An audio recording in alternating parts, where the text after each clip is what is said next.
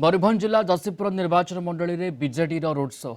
रोरवाठारे एक विशाल bike show आरंभ हो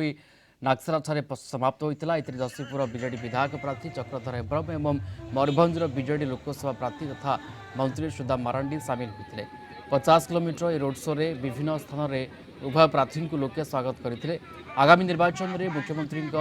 जनकल्याणकारी योजना को नहीं निर्वाचन में विजय लाभ करे उभय प्रार्थी प्रकाश कर आम सहित अच्छा प्रार्थी चक्रधर हेम्ब्रम जी जोशीपुर निर्वाचन मंडल ठिया होती आम सहित अच्छा रैली को आउ टे उत्साह देवाई राज्यसभा सांसद सानभणी ममता महांत आम सहित अच्छा दायित्व ये अच्छा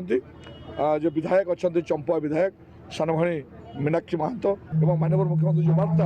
विकसित ओडिशा तो सशक्त ओडिशा तैयारी वार्ता ता सहित बहु जन समर्थन मिलूँ से समस्त धन्यवाद और कृतज्ञता ज्ञापन करी मुझे भावुँ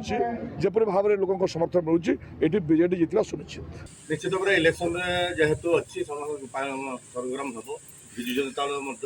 आम नीति अवलम्बन करुँ आगामी रणनीति जमी विजय बाना उड़ो से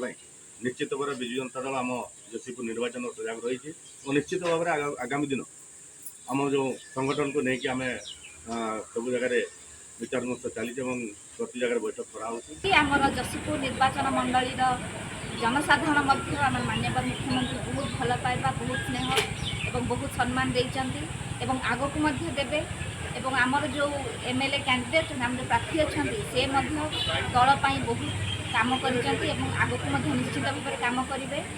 एवं एठारे समस्ते एठारे आमर जिला परिषद माने अछंती समस्ते खूब उत्साहित जे केमिति आम जोशीपुर निर्वाचन मंडली में आमर विधायक प्रार्थी एवं आमर सांसद प्रार्थी दुई जन जाक दुईटा शंख चिन्ह